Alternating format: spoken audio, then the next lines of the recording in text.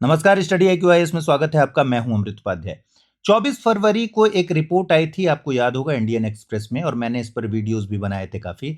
24 फरवरी की ये जो रिपोर्ट थी, दरअसल एनसीईआरटी के बारे में थी, और एनसीईआरटी ने अपनी 8वीं कक्षा की सोशल साइंस की जो किताब निकाली थी, उसका पार्ट 2 निकाला था, और उसमें एक टॉपिक के भीतर सब टॉपिक के तहत न्यायपालिका में भ्रष्टाचार, करप्शन इन जुडिशरी को शामिल किया गया था। उस पर एक अच्छी खासी टिप्पणी की गई थी। साथ ही पेंडिंग केसेस के बारे में भी उस चैप्टर में बातें की गई थी कि 5.5 करोड़ से ज्यादा तो पेंडिंग केसेस हैं। ब्रेकअप भी दिया गया था और कारण भी बताया गया था कि इसके पीछे क्या कारण है। इस मामले पर इंडियन एक्सप्रेस की रिपोर्ट पर सुओ मोटो लेते हुए सीजेआई ने कड़ा रुख अख्तियार किया था, और 3 जजेस की बेंच इस मामले को सुनवाई कर रही है। इस मामले की उसी समय एनसीईआरटी ने अपने माफीनामा दे दिया था, तुरंत माफी मांग ली थी। सारी किताबों को हटा दिया गया था सुप्रीम कोर्ट के आदेश पर, वितरण बंद कर दिया गया था। इसी मामले में अब क्या खबर आई है, इसको हमें देखना है इस वीडियो में। देखिए, एससी ने, सुप्रीम कोर्ट ने ऑर्डर किया है कि जो लोग, जो एक्सपर्ट्स शामिल थे करप्शन इन जुडिशरी चैप्टर को बनाने में, जो भी रिस्पॉन्सिबल थे, उनको ब्लैकलिस्ट कर दिया जाए। और सेंटर, स्टेट और यूनिवर्सिटीज को सुप्रीम कोर्ट ने कहा है कि इनको तत्काल प्रभाव से डिसोसिएट कर दीजिए, इन्हें शामिल करने की जरूरत नहीं है कहीं भी। तो ये अभी की खबर है। साथ ही एक और बात सुप्रीम कोर्ट ने कही है कि उन वेबसाइट्स को खंगालिए और उन सोशल हैंडल्स को खंगालिए जिन्होंने इस बारे में मिस इन्फॉर्मेशन फैलाने का काम किया है सुप्रीम कोर्ट के ऑर्डर के बाद भी, और उसकी पूरी लिस्ट जारी करके सुप्रीम कोर्ट में सबमिट कीजिए। सुप्रीम कोर्ट मूड में नहीं है छोड़ने के, तो इन पर उचित कार्रवाई की जाएगी, और इसके लिए सरकार से ये लिस्ट बनाकर भेजने को कहा है सुप्रीम कोर्ट ने। आइए अब इसी को थोड़ा सा आगे देख लेते हैं। कौन कौन से सदस्य हैं जिन पर गाज गिर रही है, उसको भी देख लेंगे। ट्रिगर हुआ था, जैसा मैंने बताया, 24 फरवरी को इंडियन एक्सप्रेस की रिपोर्ट के बाद, और सुप्रीम कोर्ट ने कक्षा 8 के विवादित अध्याय पर स्वतः संज्ञान लिया था। सुप्रीम कोर्ट ने अब जो हलफनामा दाखिल किया है उसमें कहा है कि पाठ्यपुस्तक विकास दल टीम जो है, डेवलपमेंट की टीम जो है, टीडीटी, इसमें इसी ने तैयार किया, और इसको करना यह था कि टीडीटी को भेजना था एनएसटीसी के पास। 19 सदस्यीय ये एक कमेटी है, उसके पास भेजना था अप्रूवल के लिए। सुप्रीम कोर्ट ने अपने हलफनामे में कहा है कि एक चूक जो हुई है कि टीडीटी ने एनएसटीसी को भेजा ही नहीं, और इसको डिजिटली कुछ लोगों को प्रसारित कर दिया। इसकी वजह से ये चूक हुई, और एनसीईआरटी का कहना है कि ये चूक कभी भी आगे नहीं होगी। बिना अनकंडीशनल माफी मांगी है सुप्रीम कोर्ट से एनसीईआरटी ने। वर्डिक्ट मैंने आपको बता दिया कि जितने भी शामिल विशेषज्ञ हैं उनकी लिस्ट दीजिए, उनको ब्लैकलिस्ट कीजिए, और साथ ही 2026-27 से पहले पूरी प्रक्रिया की नई समीक्षा होगी, और तब तक इस किताब को रिलीज नहीं किया जाएगा जब तक एक और कमेटी बनेगी। उस कमेटी में 3 मेंबर्स होंगे। आगे देखेंगे हम कि उनमें कौन कौन लोग होंगे। उनके द्वारा जब समीक्षा कर ली जाएगी तभी ये बुक री रिलीज होगी। तो विवाद का मूल कारण आपको ध्यान आ गया होगा। सर्वोच्च न्यायालय ने हस्तक्षेप करते हुए जो कही थी बात, वो यही कही थी कि भाई ये गलती से नहीं हुआ, ये जानबूझकर न्यायपालिका की गरिमा को कम करने का प्रयास है, नीचा दिखाने का एक सोचा समझा कदम था। सर्वोच्च न्यायालय ने सुओ मोटो लेते हुए यही बात कही। तो पूर्ण प्रतिबंध लगाया, ब्लैंकेट बैन लगाया न्यायपालिका अध्याय के प्रकाशन और डिजिटल प्रसार पर, और खोज रहे हैं अब कि कौन डिजिटल प्रसार कर रहा था। उसके बाद केंद्र, राज्यों, विश्वविद्यालयों को और इन 3 विशिष्ट सदस्यों से खुद को अलग करने का निर्देश दिया गया है, डिसोसिएट करने का निर्देश किया गया है, और वापस तो हो ही गई है किताब। इसमें जो मैंने जैसा बताया कि पाठ्यपुस्तक विकास समिति यानी टीडीटी को ड्राफ्ट तैयार करना था, उसने ड्राफ्ट तैयार किया था।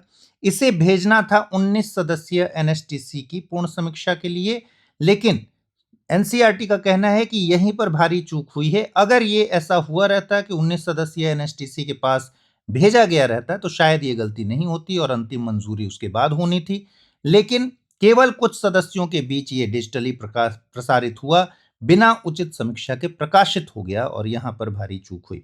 एनसीईआरटी के जो डायरेक्टर हैं डीपी सकलानी, उन्होंने अपने हलफनामे में बताया है कि कभी भी 19 सदस्यीय एनएसटीसी के समक्ष इसे प्रस्तुत नहीं किया गया था, यहां पर गड़बड़ हुई है। चलिए, तो प्रक्रिया का उल्लंघन कैसे हुआ आप समझ गए। एक्सपेक्टेड प्रोटोकॉल यही था कि टीडीटी यानी पाठ्यपुस्तक विकास दल राष्ट्रीय पाठ्यक्रम समिति एनएसटीसी के समक्ष प्रस्तुतिकरण करती है इसकी 19 सदस्यीय समिति के समक्ष और अंतिम मंजूरी मिलती, लेकिन ऐसा नहीं हुआ। कुल मिलाकर जो स्टेक होल्डर्स इसमें दिख रहे हैं, एक तो पाठ्यपुस्तक विकास दल जिसके 3 मेंबर्स पर गाज गिरने की संभावना है। एनसीईआरटी ने 3 मेंबर्स के नाम बताए हैं कि इनसे गलती हुई है। इसमें जो सबसे प्रमुख नाम हैं वो हैं प्रोफेसर मिशेल डेनिनो, जो कि इसके हेड थे, ठीक है। उसके बाद सुपर्णा दिवाकर और आलोक प्रसन्ना कुमार, ये 3 लोग हैं जिन पर सुप्रीम जो नाम सौंपे गए हैं और सुप्रीम कोर्ट ने कहा है कि डिसोसिएट कर दीजिए तुरंत इनके साथ, कोई भी कामकाज ये इस बारे में नहीं करेंगे शिक्षा से रिलेटेड। तत्काल प्रभाव से ब्लैकलिस्ट करने का आदेश दिया गया है। एनएसटीसी जो कि एक नेशनल लेवल की कमेटी है, 2023 में बनी थी, इसी के लिए सिलेबस और करिकुलम को दुरुस्त करने के लिए, उनको समीक्षा करने के लिए।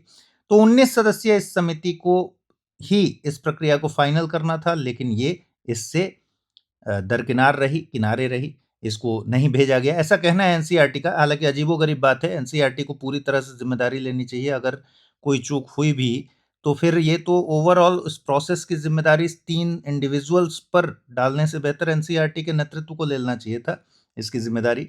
एनसीईआरटी को इस समिति की संरचना को फिर से रिविजिट करने का निर्देश दिया गया है सुप्रीम कोर्ट के द्वारा, और जो निर्देश सुप्रीम कोर्ट ने दिया है वो दिया है केंद्र सरकार को, राज्य सरकारों को, यूटीज को, विश्वविद्यालयों को, जितने भी पब्लिक फंडेड, आंशिक रूप से या पूर्ण रूप से फंडेड वो हैं शिक्षण संस्थान, उन सबको अदालत ने स्पष्ट किया कि इन विशेषज्ञों की, इन एक्सपर्ट्स को अगली पीढ़ी के बच्चों के पाठ्यक्रम से जोड़ने का कोई औचित्य नहीं है, तो इनको हटाइए, ठीक है।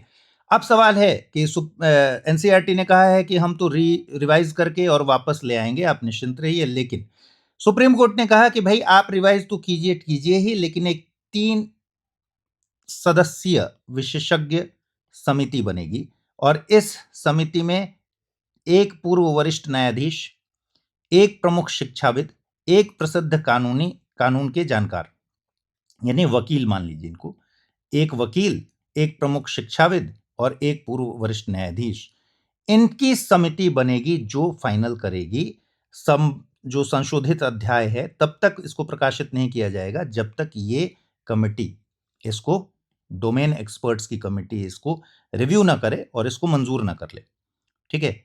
और तभी अगले शैक्षणिक सत्र में इन सामग्री को रिलीज किया जाएगा।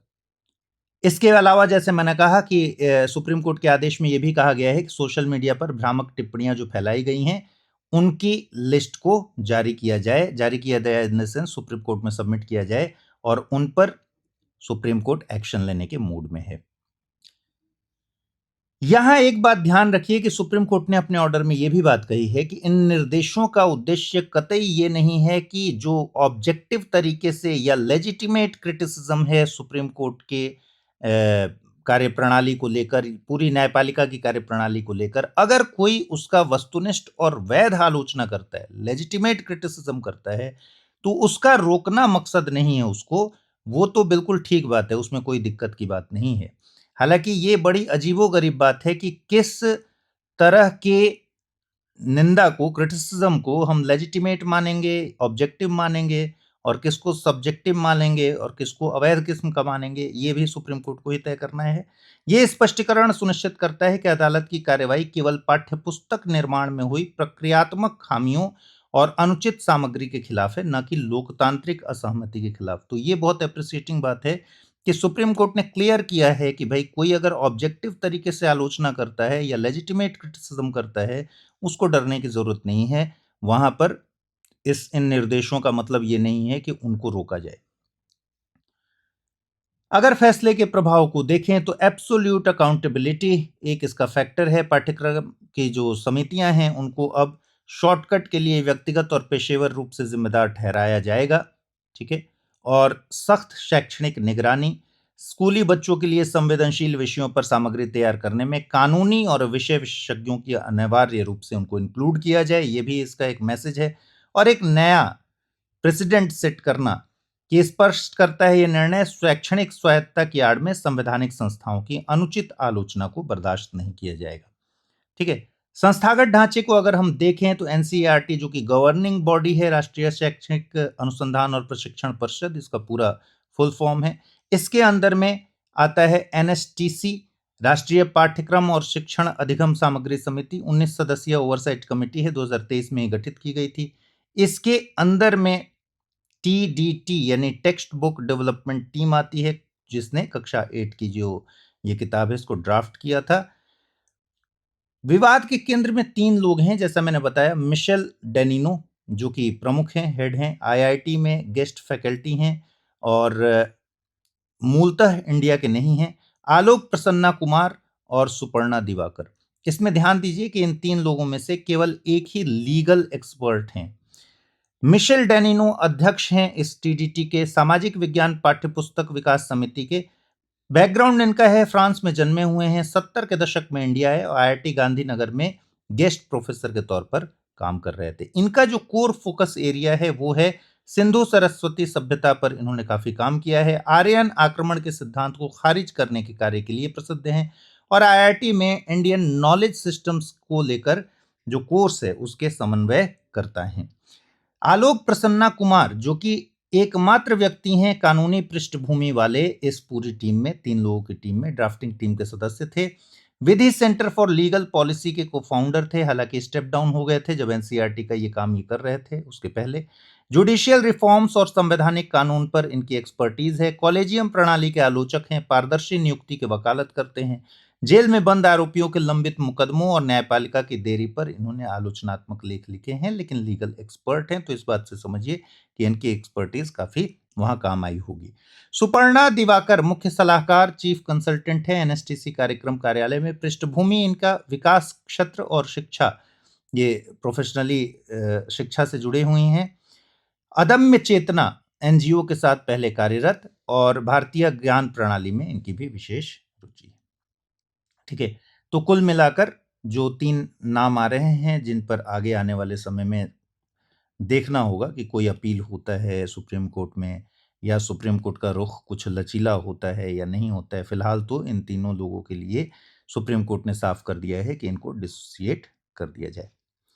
ठीक है, अब जो 19 सदस्यीय एनएसटीसी है जिसको अंतिम रूप से यह मंजूरी देनी थी, उसमें बहुत और भी लोग हैं, बड़े बड़े नाम हैं। सुधा मूर्ति जो कि फाउंडर हैं इन्फोसिस फाउंडेशन की, वो भी इसमें शामिल हैं। संजीव सान्याल जो पीएम के इकोनॉमिक एडवाइजरी काउंसिल के सदस्य हैं, वो भी इसमें शामिल हैं। शंकर महादेवन जो सिंगर हैं। मंजुल भार्गव मैथमेटिशियन बहुत ही फेमस। चामू कृष्ण शास्त्री ये भारतीय भाषा समिति के चेयरपर्सन हैं। इस तरह के नाम यहाँ एनएसटीसी में थे और इनसे स्किप हो गया, ये इनको नहीं भेजा गया समीक्षा के लिए। एनसीईआरटी का कहना है कि यहीं पर हमसे गलती हुई है, आगे से ऐसी कभी गलती नहीं होगी। ठीक है, तो उम्मीद है आपको पूरी बात समझ में आई होगी। अमृत उपाध्याय 007 इंस्टा पर मेरा पता है, अमृत उपाध्याय 007 टेलीग्राम पर पता है। चाहे तो आप मुझसे जुड़ सकते हैं। इस वीडियो में इतना ही, आगे अगले वीडियो में मुलाकात होगी। ख्याल रखिए, ठीक से पढ़ाई कीजिए। नमस्कार। हिंदी में यूपीएससी की तैयारी से संबंधित प्रोग्राम्स को देखने के लिए सब्सक्राइब करें स्टडी IQ IAS हिंदी।